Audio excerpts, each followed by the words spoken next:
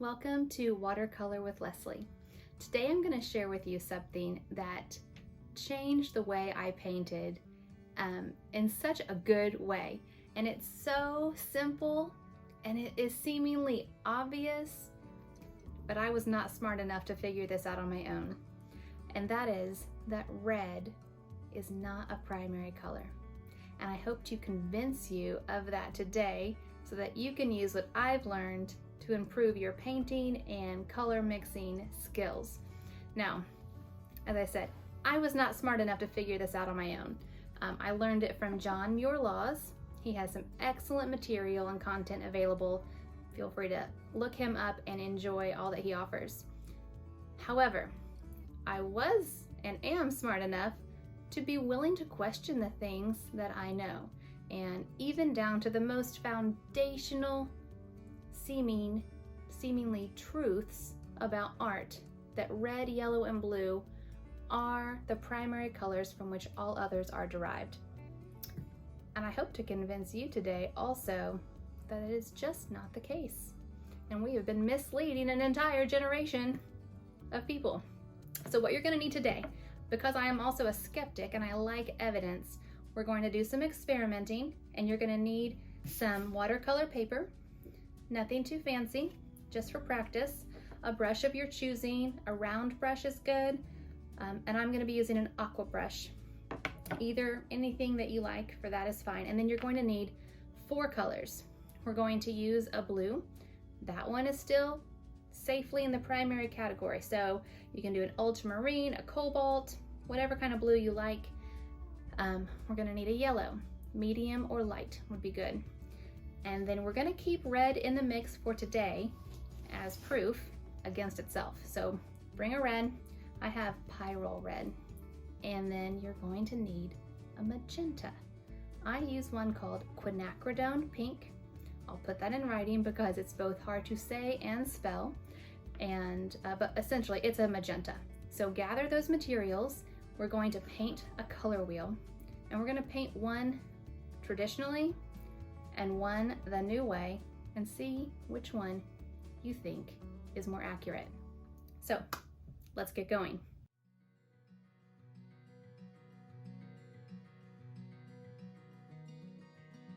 So just to review a couple of good practices for watercolor before we start, we try to mix up as much of the paint before we begin so that we can paint without worrying about it drying too quickly before we finish our project.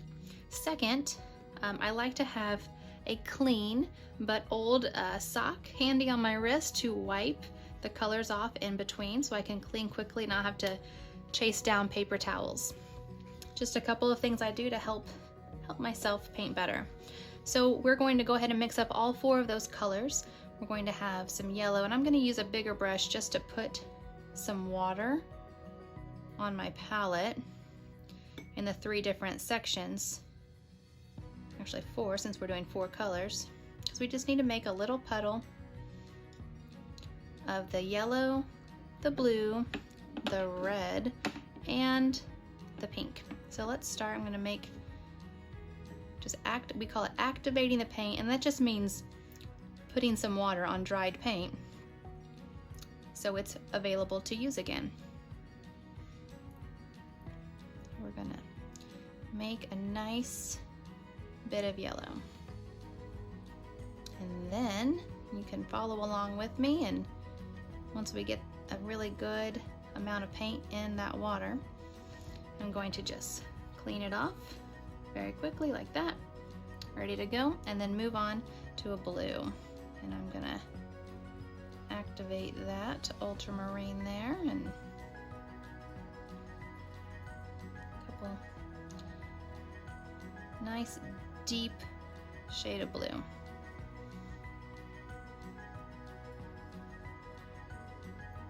One thing also, as you're doing this, you don't want to waste your paint by taking this nice brush full of beautiful blue paint and wiping it all away.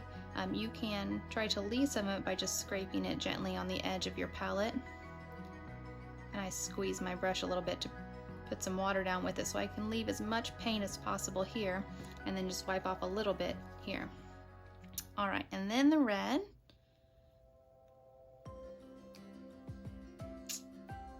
I do keep red on my palette. You might ask why I even have it if it's not a primary color. I have lots of colors on my palette just because it's easier sometimes to go directly to the color rather than mixing it. And so if I want to just paint a true red, I have it here, but I don't use this for mixing colors anymore. And I'll show you why. All right, so I've left as much of it. I'm gonna get a little bit more. Make sure we're not skimping on our red for our experiment. Okay, I'm gonna clean that off. And then for our final color, you can even see on my palette how much more I use my pink because it's got a little hole there. And then the red is almost completely full. Okay, get a nice, so you should have 4 little puddles. And so when I think about the color wheel, and if you've never made a color wheel before, it's just simply taking the 3 primary colors and you blend them together around a circle to make the secondary colors, and those all stay the same. The secondary colors would be orange and green and violet. And so, in theory, we should be able to take these 3 colors and then produce an orange and green and violet. So let's give it a try. What I'm gonna do is I'm gonna do my traditional one on this side of my page and my new color wheel on the other side. So I'm gonna start with a little bit of yellow. And I'm just gonna essentially paint very loosely. You know, this is not anything precise today. 1/3 of a color wheel. And I wanna do enough so that I can really have enough paint on here to blend and see the secondary colors as we add them. Okay, I think that looks pretty good. I'm gonna wipe that off and I'm gonna go to blue next. I'm gonna paint my other 1/3. And I'm gonna start out here and work my way back toward the yellow just so I don't immediately pull the yellow into all the blue. So we're gonna get, I might even need to make a little more blue. And then we should get a beautiful green coming through right there. And then I'm gonna put down just a little bit more blue on this end. Again, because this is the crux of our experiment, right? Make sure we've got enough there. So here we go, we get our red. I'm gonna mix it over here. We should get a nice orange.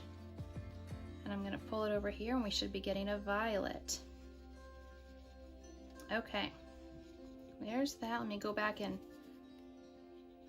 mix up an orange here too.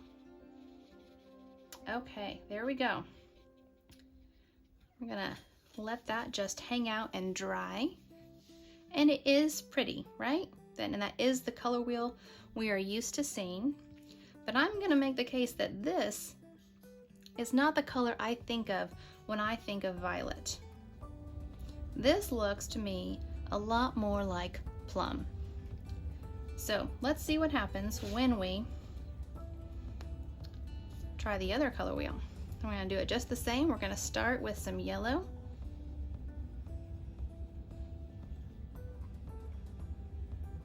And I love when subjects mix. I had no idea when I became an artist how much science was involved. However, with that said, I will tell you I'm not much of a scientist because I couldn't tell you why. So maybe if you are a scientist, you can figure out why and let me know why red is not a primary color. All right, so we have our yellow just like before. And add in our blue. And again, I did not mix enough of that up, so we're gonna just add a little bit on the fly here. And we should get a beautiful green. Make sure we get, okay. And then we're gonna go back and now get our magenta. And as I come over here, I should get an orange. Wipe off in between just so I don't bring the yellow over to the blue. And then here, a violet. Now, I don't know about you, and you can even put, because that blue dried a little bit on me, that looks a lot more like violet than this. And so when I need to make colors and I need a violet, let's say probably the one you might have run into the most common, if you wanted to paint a beautiful sunset, which is the example that was presented to me, and you have those beautiful shades of violet and pinks and blues, and you take red and you try to put that in your sunset to make violet, you're going to end up with a brown muddy sunset, which is not the colors you're trying to make. If you want to make violet, you need to use a magenta. And I would say even my orange, I think, is a more true orange, because my red essentially already starts off, it has some yellow in it, and that is why it dulls the violet down when you mix it with blue. So that's my evidence. Like I said, I'm not an expert, a scientist, I'm not technical. I just want to paint well and paint better, and this has changed the way I paint for the better, and I hope it does for you too. Have a great day. Thank you for joining me on Watercolor with Leslie.